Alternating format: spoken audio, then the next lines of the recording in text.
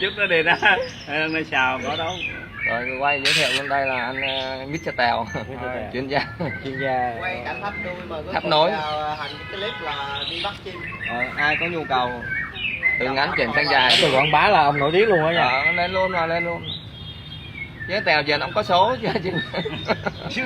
Chim nó còn có số là người đó. Chim nó còn có số người là cái gì? Rồi ai mua 2 còng là ai xì á. Đăng ký nữa à? Lẹ đây nha, chỉ còn 3 phút để quay thôi đó.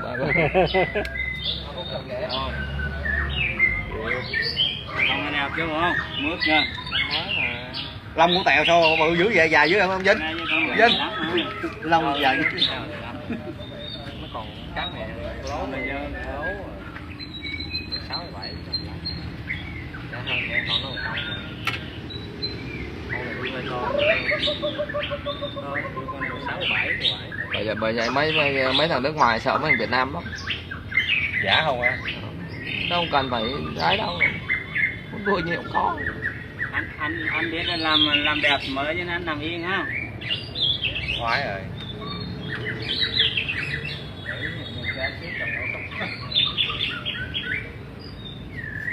Cái cọng nuôi tôm này hình như nó nhụm lai sao á, nó cắt cái màu đen ha.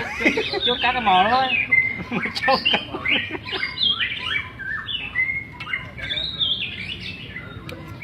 Cái màu cháu luôn ha. Cắt chi chú để lại Cắt.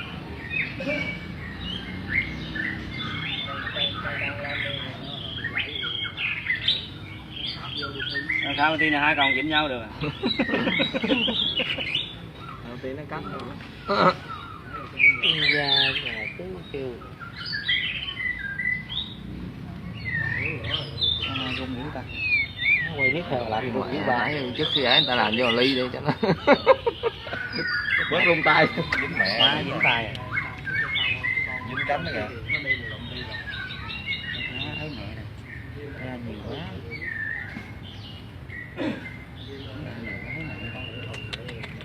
Chết mẹ mà nhỏ nhiều quá rồi Tèo ơi. Cắt ở trong, cắt không ở trong không sao đâu. Nhưng mà lấy tâm mình thấm vô mà lấy cái này nhiều quá nó chạy. Cắt vào thêm luôn. Cắt con câu luôn hả?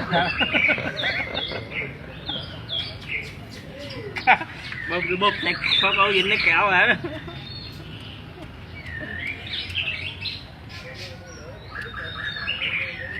Rồi chứ mình từ cầm nó dễ làm hơn, 2 thằng nó khó à. Nè, lật chụp. 2 thằng nó cánh. Để cho nhiều quá. Không dính hả? Mình chấm tâm được rồi, chấm nó loang ra hiểu không? Từ từ nó làm. Bữa khác mình ngon lành lắm rồi. Để cái đuôi lên xíu.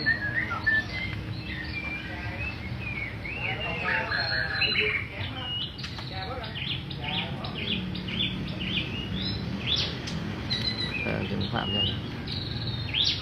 Cái đó xé đi, cái đó xé đi. Bây giờ trúng đuôi nó đó, trúng bông.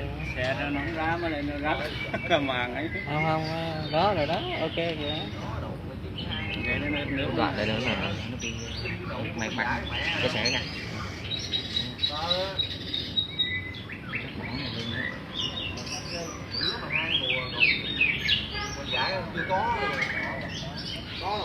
Rồi được rồi. Mua con chuyện của tao là chuyện tao mới có độ bồn lử mà nó kèo nó lên giải hơi hơn này. Hồn quá. Được nó chắc á, đừng có to được. Lên từ từ nó sửa lại. Nói chung là tôi đã thành Rồi đã thành công. Quá trình Tắm lại hết. bị nó hơi loang một tí. Và chốt sợ mà. Hàng không nhập hàng nữa. không nhập đâu, không nhập hàng. Không nhập nữa thì phải nói với đừng có nghĩ là thấy cơ hội mua chim là tôi mua đâu. Phải năn nỉ tôi mới mua hả? Chứ không chỉ đâu mấy đối tượng mà chợ nó đi này đâu phải dễ dàng đâu. Xôm nó mới chợ nó dễ dàng.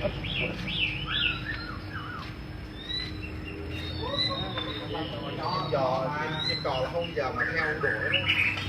Mua một bát thôi.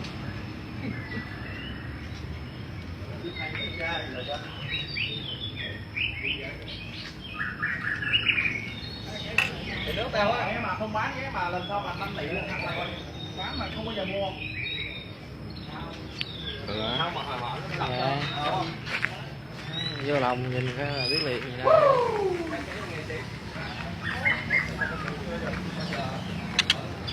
Đó, đẹp liền vậy đó. Đó. Chặt chặt liền. tắm nó ôm gọn. Không, khoan tắm đã để ngồi đuổi cho nó ngồi cho nó tỉnh chim đi. Tự tỉnh tắm nghĩa lại.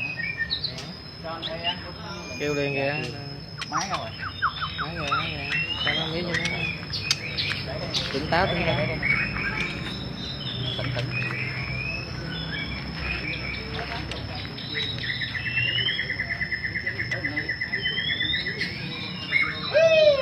Đục nó gắn đục.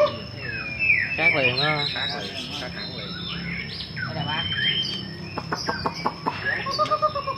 Lên cao này. Lên gì lên cao đây nè, lên cao. Tại nhà ông móc lầu không à.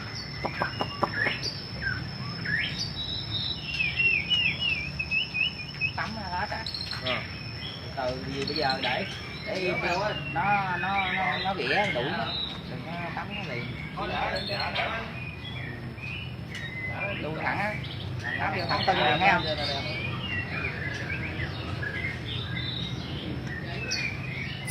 Ủa chị bội mà sao dặn chứ mà. Bội mà dặn chứ đây.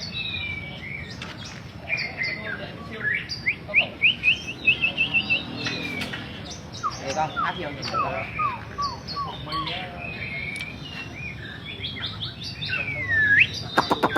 Sao nó nằm trên cao quá không? Bởi vì có đuôi trắng rồi nó có thể Không phải xuống được. nó tắm nó vụ hết. Cái này nè cũng rồi. Em nãy muốn rồi á. Em thấy nó hơi tôm á. Đâm nó hào quá trời. Bây giờ cho nó tắm đi cho nó. Không, mình bắt nó ra mình bóp lại có gì đâu. Bóp lại nó thấy không? Không. Bẻ nó xuống xíu ra đâu. Dĩnh lên quá. Phải nó gác lên á. Từ. Không mà giờ cho tắm thử đó. Nhiều khi hồi nãy mình đè cái kia xuống hơi cổng lên nó Giờ cái sơn phải sắm nó lọc tháp rồi. Bỏ luôn hả? Nó bỏ. Chứ còn gì nữa. Dài quá đụng đuôi kìa. Nó gác lên viết nó mới dĩnh lên á. Chim chú hiện nó ra là đuôi lẹ thiệt chứ. Mới có mấy phút hồ mà ra đâu mấy phân vậy.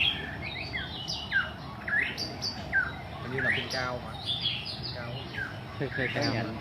Cái này theo nông bè thôi không. Bẻ rồi á. Cũng phải chưa sợ bẻ lố. Không dám bẻ nữa.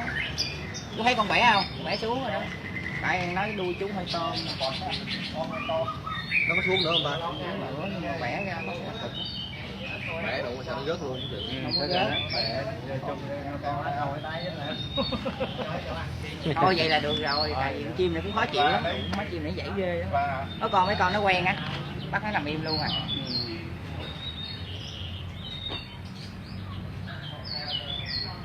Lúc tắm nó ướt nó nặng nó rớt xuống mấy vũ số không mà. Tắm thử được không? Từ từ đã để ngồi tí, chờ nó đừng có rỉ mình. nó sao tự nhiên đâu đuôi dài hơn bình thường.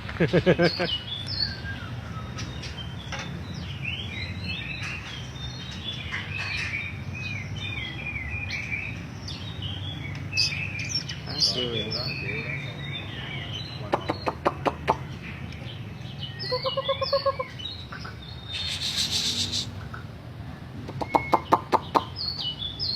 Giá trị nâng cao đó.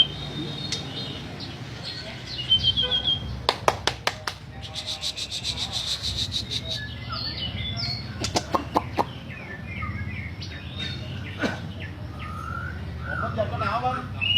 Giật cái nào hả? Có thằng mới mới gieo chim lên về hết trơn. Đây con mới đẹp quá nhiều. Nó thấy gì ngoài nó thấy gì nó hết trơn. Trời đua mùa mấy nè. Mùa này có chừng 16 phân.